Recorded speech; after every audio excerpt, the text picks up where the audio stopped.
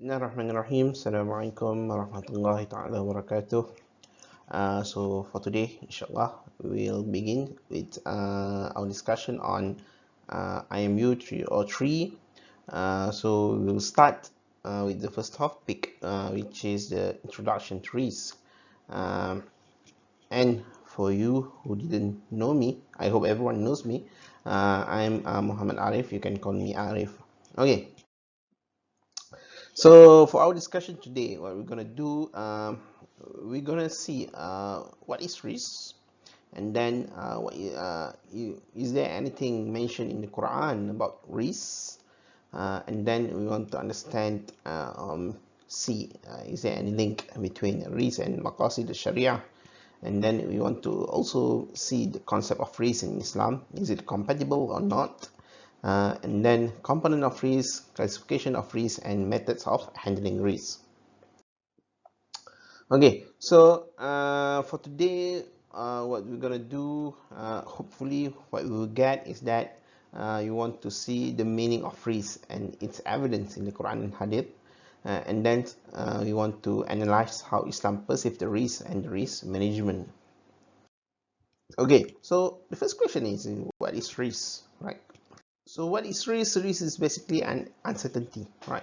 We talk about uncertainty and something that you are not sure of, right? What will happen if you do this? What will happen if you don't do this, right? So it's basically an uncertainty about the future outcome of an event. So, and risk traditionally has been a negative, bear a negative connotation, right? So when we talk about risk, always means that it's something that might be harmful, right? There are some possibility of harm, possibility of injury, and possibility of loss, right? So, okay, so for example, among the smokers, there are higher risks of being diagnosed with lung cancer, for example. But then you are not sure, right? It's not 100%. When you smoke, you will get lung cancer.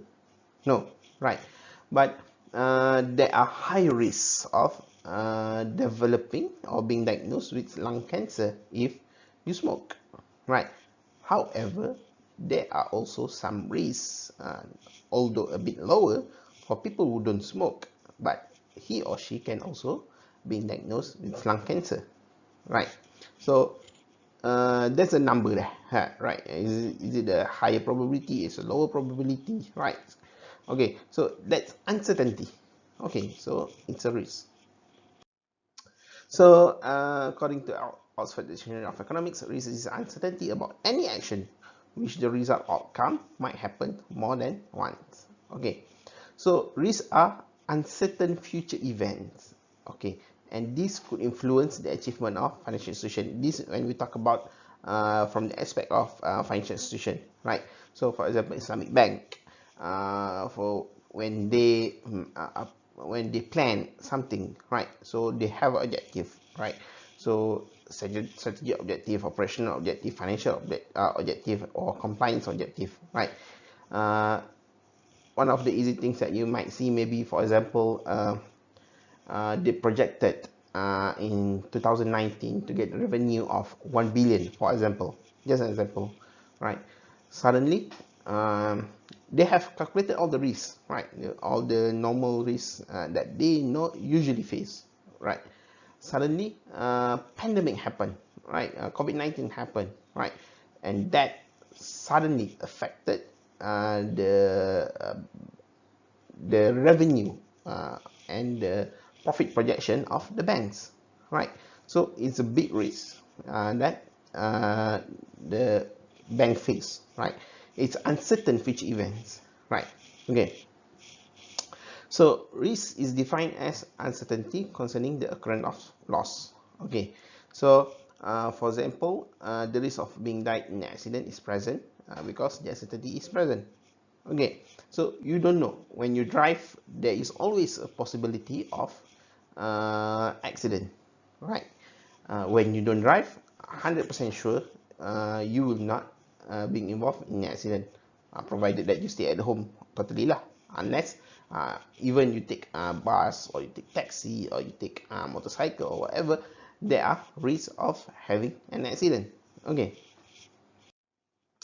so in the financial world, risk is any event or possibility of an event which can impair corporate earnings or cash flow over short or medium or long-term horizon, right?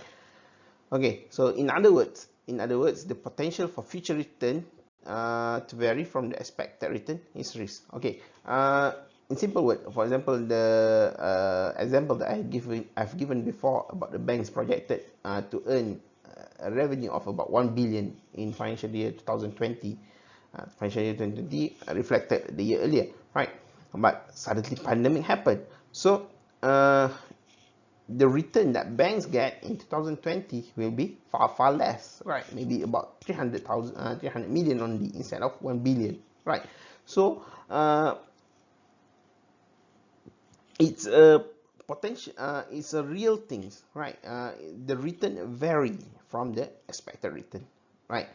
However, if that return could be guaranteed under all circumstances, regardless of whatever happened, right? So that means there is no risk. Okay. However, such guarantee is not possible, but not totally impossible.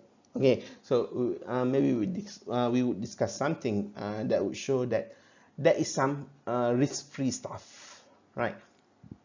There are things that are considered as risk-free. Okay, so but because of these things are um, not entirely impossible, but some of it is not possible to manage. So there is a need to do risk management, right? You need to manage the risk. Okay. So when we talk about from the Western perspectives, okay, risk is a Greek derivative of the word risk. It was used in the 12th century, and it would appear to relate to chance of outcomes in general, and it can be either positive or negative implication, right? Risk can be either positive or negative implication. Okay. French word risk has been negative, mainly negative, but it can also have a occasionally positive connotation. Okay. English usage of the word since the 18th century has very definite negative association. So risk is highly negative, right? People don't want risk, right? In Latin, riscum is originally referred to the challenge that a barrier presents to a seller, and clearly has connotation of an equally purchase, right? So you can either success or fail, right? So when we talk about English uses of the word has a very definite negative association, but in real world, people like risk. Some of the people, I have to mention, some of the people like risk, right? For example, if you are stock traders, right, they like things to be very volatile, right? Because with some risk, with volatility, there are potential for higher return, right? So they want to look for that potential higher return, right? They don't want things to be monotonous. And when we talk about stable return, 2-3%, right? Okay lah. If you are investors who seek for that kind of return, you can always go for low risk asset, right? But for investors who seek for higher return, so they like risk, they like volatility. Okay, so again, the usage, the terms risk might mean differently for different people, right? Some people like it, some people don't like it. In Islam, risk in Arabic is called mukhatir or mukhatara or khatir. Okay, so khatar means exposure to damage and disrupt or near to the danger of the damage. Okay, and some scholars define khatar as gambling, uncertainty, and compensation. Right. Well, now we talk about risk is gambling. Okay, again, there are discussion to that. Okay. Ibn Qayyim, for example, defined mukhatara as gambling in the following text. Okay, so risk can be in two forms. The second form is in the form of gambling, which basically consuming property in unjust manner. Okay, so that's one of the views of Ibn Qayyim al-Jawziyah. Okay, and then Imam Shafi'i and in right, uh, discussed about mukhatarah, and he said that contract is void from two perspectives. So the issue of selling before the seller has actually owned the subject matter of the sales, right? So this is something that we will discuss later on about selling something that we do not own, and then when the sale is executed on the basis of mukhatarah or uncertainty. So in this context, Imam Shafi'i rahimahullah defines mukhatarah as uncertainty. Okay, now you want to see is there anything mentioned in the Quran about risk, right? Is risk is something that is against the concept of Islam? It is prohibited in the Quran, right? So we'll see. Okay, so in Surah Al-Luqman, verse 34, so indeed Allah alone has knowledge of the hour and sends down the rain and knows what's in the wombs, and no soul perceives what it will earn tomorrow, and no soul perceives in what land it will die. Indeed, Allah is knowing and acquainted. So tomorrow is not guaranteed. You don't know what will happen tomorrow, right? And you don't know what's in the wombs, for example, right? So it's the same thing as risk, right? No one can ensure when you build your business will have profit. When you invest in certain stocks, for example, no one can 100% promise you that the stocks will increase in price, right? No one can promise you that when you do this, for sure you will not fail. No. Before this, people talk a lot about investing in houses, for example, right? The mantra is that housing price will not fall, right? But is it true, right? Historically, housing price actually dropped, right? Although people mention about that, but historically, and it actually dropped even recently, right? Okay, so another example of concept of risk being discussed in the Quran, for example, in Surah Yusuf, verse 67, وَقَالَ يَا بُنَيَّ لَا تَدْخُلُوا مِنْ بَابٍ وَاحِدٍ وَادْخُلُوا مِنْ أَبْوَابٍ مُتَفَرِّقَةٍ. Right. So do not enter the capital of Egypt by one gate, but go into it by different gates. Why different gates? Right. If you think about it, it's about diversification, right? So instead of going into one, you go into different gate, right? Instead of investing into one, you invest into multiple assets, for example, right? It's a concept of diversification. If one fail, you have maybe another 6 or 7 that can back you up, right?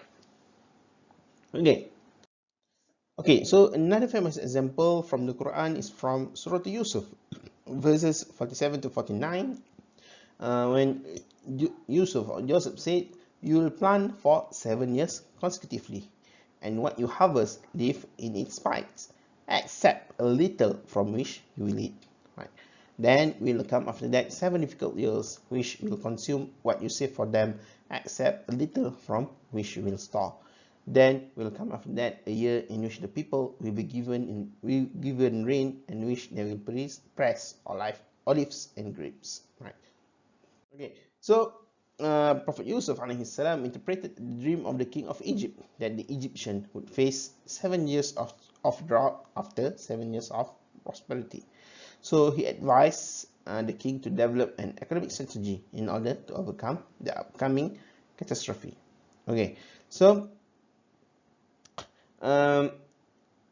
Egyptian has to implement the proposition by actively planting crops during the first 7 years and store much of the proceeds as a preparation to face 7 years of drought, as interpreted by Prophet Yusuf.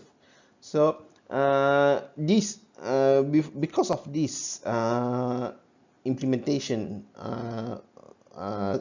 that being suggested by Prophet Yusuf alayhi salam, the country survived. Right, the country survived the 7 years of drought. Okay. Another example from Surah Al-Baqarah verses 282. Or you have believed when you contract a debt for a specified term, write it down. Write it down. So writing is actually a risk management process actually. Right. When you write the debt that people take, people owe you, or you owe the other people, you can bring the writing to the relevant agencies or laws. You can, I mean, using laws to get back what you should have. Right. Okay. So, or you have believed when you contract a debt for a specified term, write it down and let a scribe write between you in justice. Let no scribe refuse to write as Allah has taught him. So let him write, and let the one who has the obligation dictate, and let him fear Allah, his Lord, and not leave anything out of it. Okay, so attestation by contracting parties in financial transaction is required to manage risk, right? In particular, credit risk. Okay, so it's a basic attestation is a basic requirement in Islamic commercial law, whether it is an ordinary documentation at an individual level or an official documentation at entity level. Okay, so the core objective of attestation is to mitigate the risk. Okay, so you want to mitigate the risk of any party denying what was agreed upon, which may lead to a loss of capital. Okay, so this is an example of risk management process, right? You mitigate the credit risk due to failure of debtor in fulfilling his financial obligations.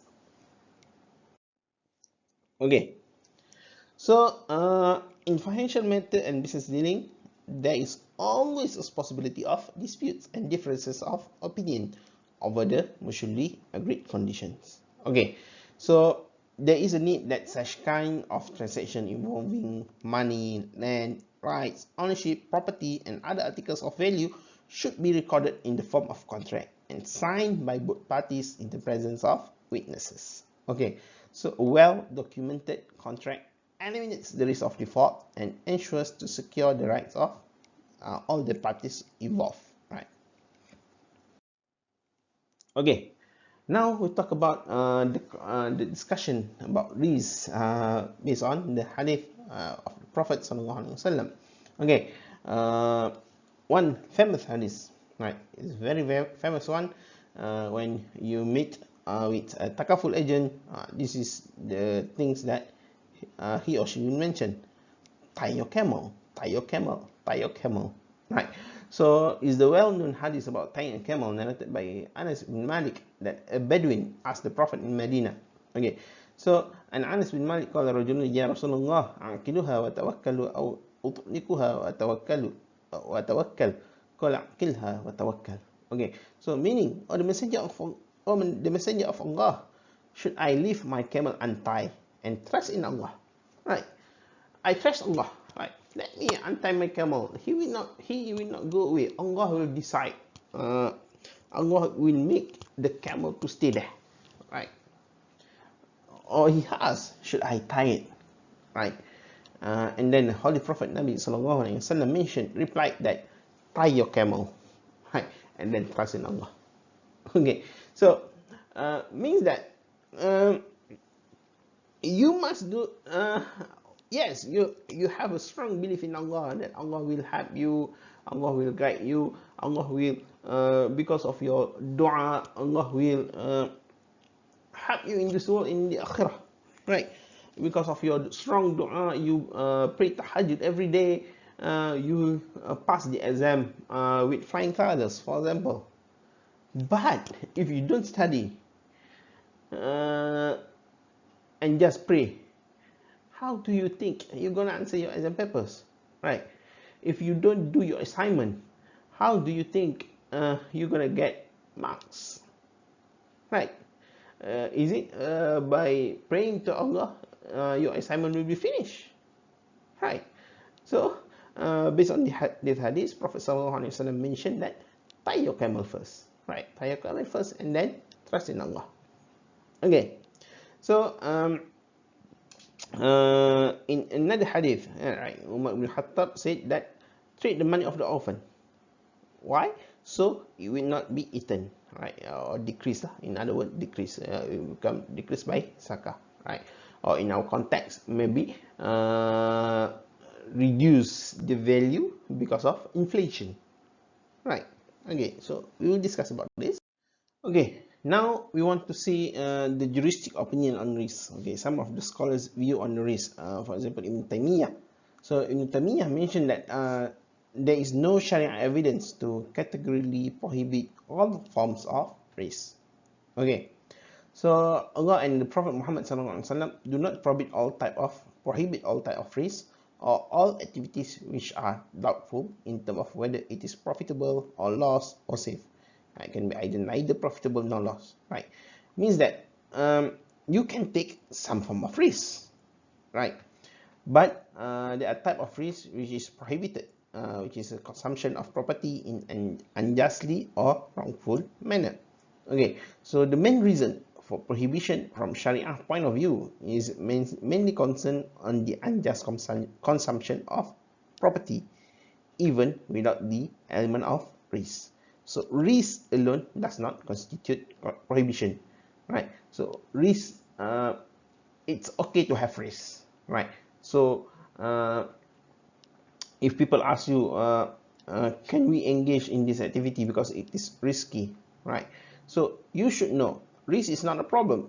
It is what the other things that is being associated with that particular activities, or how high is the risk that you are taking off, right? So if there are element of excessive risk being taken, so again it is prohibited.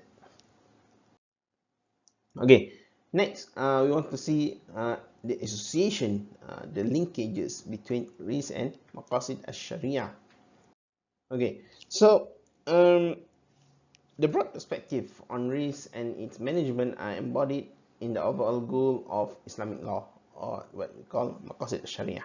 Okay, so Umar Chapra 2008 quotes Al-Ghazali in defining maqasid as the well-being of people, which lies in safeguarding of their faith, which is deen, self, nafs, intellect, aqal, posterity, nasal, and wealth, which is mal. Okay, so the principle of maqasid would imply taking all the precautions.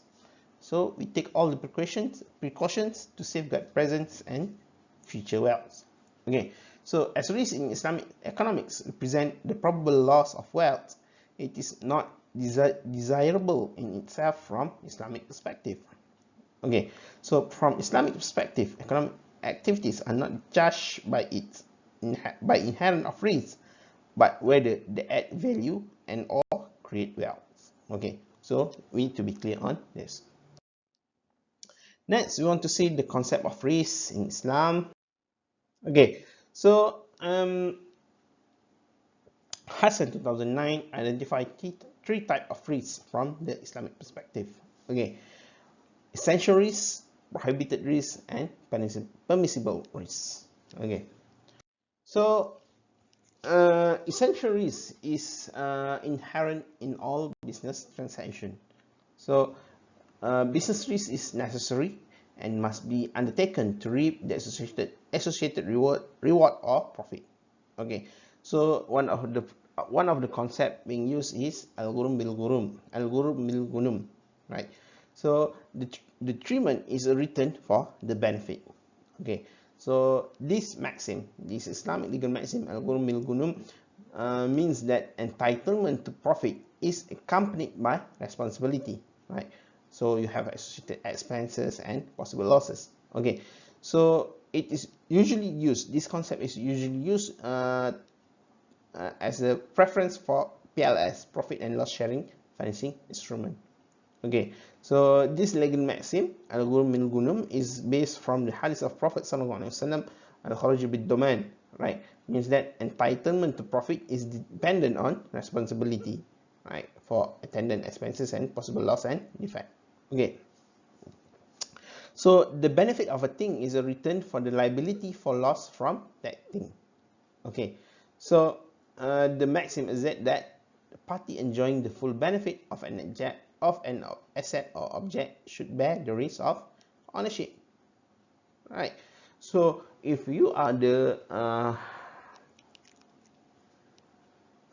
car dealer, for example, you take the ownership of the car in your showroom, for example. If there's anything happen to the car,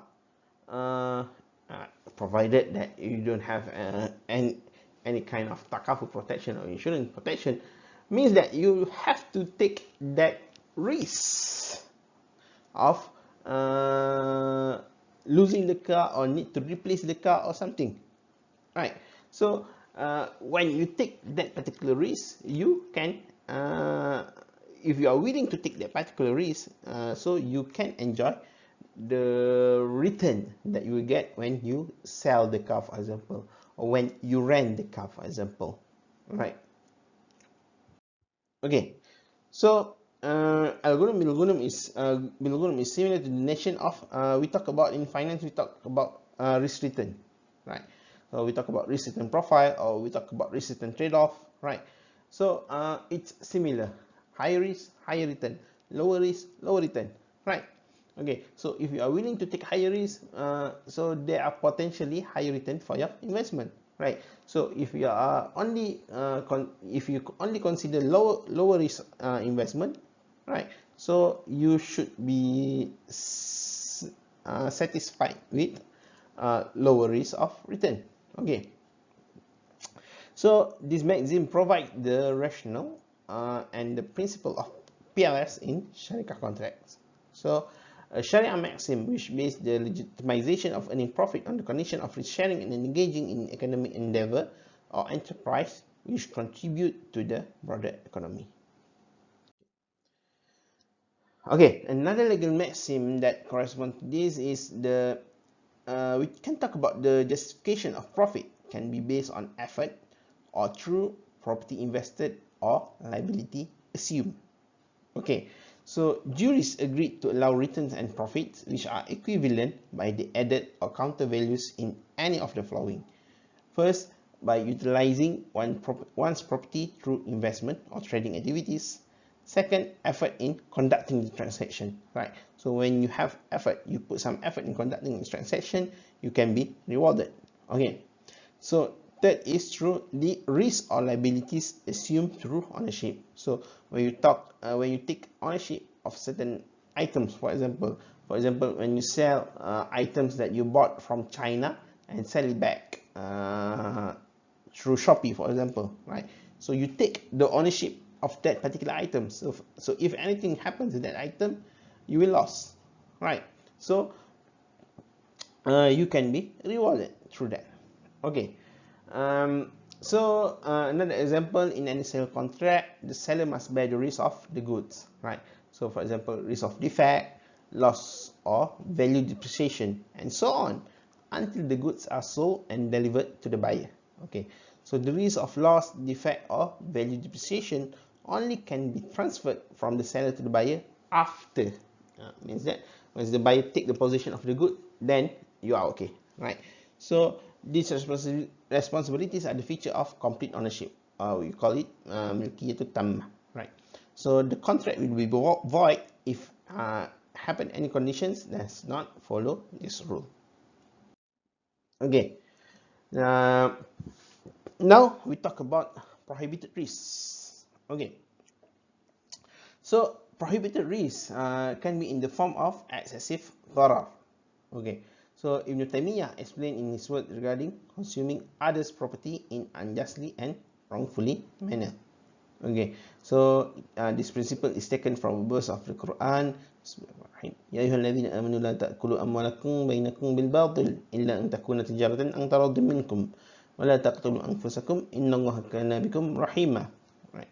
Oh, you believe, squander not your wealth among yourself in vanity, except it be a trade by mutual consent, and kill not one another. Surely Allah is ever merciful unto you. Okay, so that sale can be void. Okay, so we can cancel the sale due to darar. Okay, due to risk of existence and taking position of the object of sale on one hand, and uncertainty of the quantity, quality, price, and time of payment on the other, right? It can be a number of criteria that can make the sale become void. Okay, so there are a couple of categories of prohibited risks. The first one is uncertainty associated with the possession of goods, gurur fil husul. For example, you cannot sell or trade of birds in the sky, right? Or fish in the sea, right? Unless you put cages lah, right? So you cannot say, I will go and catch shark today and I will sell it to you, right? So you do not know whether you are able to catch the shark, and what is the weight of the shark, what kind of shark that you're gonna fish or you're gonna catch, right? So it's too much uncertainty there, right? Second one is uncertainty associated with the quantity of goods. So gharar fil miqdar. Okay, so for example, you're selling something without the specification of price and quantity of the goods, right? So this might be something that we also do. I'm not sure. So you need to think of it back, right? So sometimes you just say, I want to buy that particular thing, right? So in what price, right?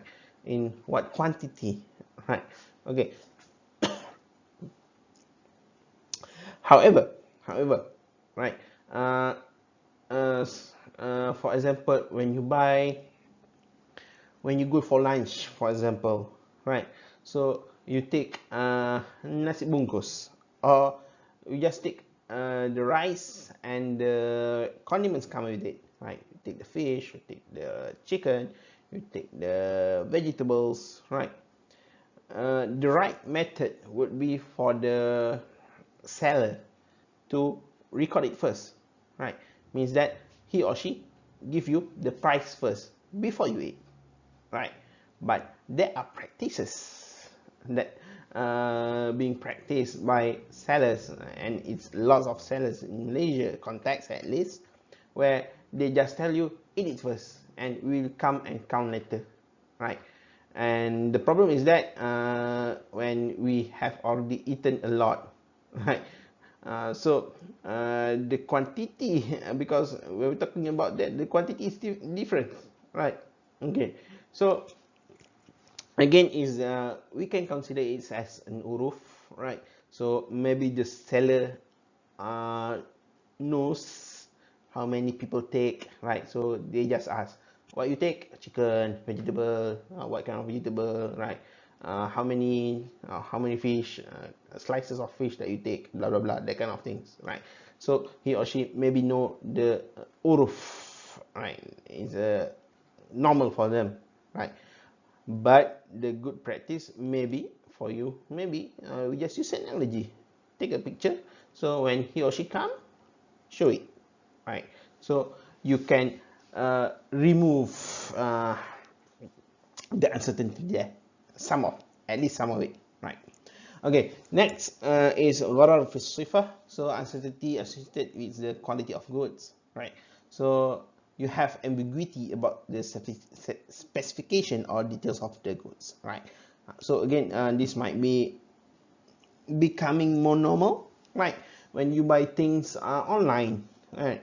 When you buy things through Shopee, through Lazada, for example, right? You don't really know the quality of the goods that you buy, right? You usually depend on the review of previous customers, right? But what if you are the first customer, right? And then how dependent is the review of the previous customers, right? Again, however, this risk can be managed, right? You can there are contracts that you can send it back to the sellers, for example, right? In Shopee, for example, you can return back the item if you are not satisfied with the item, right? Okay, next one is gharar fil wujud. So uncertainty associated with the existence of goods, right? So for example, sale of non-existent goods, like sale of fruits that not yet to exist, right? Okay, so some of you maybe will ask, what about the salam contract, right? Because in salam, you basically it's a future contract, right? You sell something that from your farm that will you hope will have fruits later, right? So what about that? Okay, so maybe we can discuss about this in our class later. Okay, so next one is gharar fil ajal. So uncertainty associated with the time of payment. Okay, so for example, sale for deferred payment when the date is not fixed, right? So deferred payment is not a problem, right? You can buy things by muajjal, no problem, right? But then the date must be fixed, right? To avoid the uncertainty on the time. Okay. Okay, so now we want to look into indicators of prohibited risks. Okay, so there are multiple indicators, right? We just list six of them maybe. So the first one is a transaction involving riba. So that one is clear, right? So anything transaction that involve riba, so it is a prohibited risk. Okay, next one is transaction involve deception and fraud, right? Okay, so when you see when you encounter into deception and fraud, or there are elements of deception and fraud in the contract, it is considered as prohibited risk. Okay, next one, transaction involve elements of exploitation, monopoly, maybe monopsony, duopoly, that kind of stuff, right? It's unfair it's unfair, it's unjust, right? So it is considered as prohibited risk. Okay, the fourth one is a transaction based on property which is taken without the owner's consent.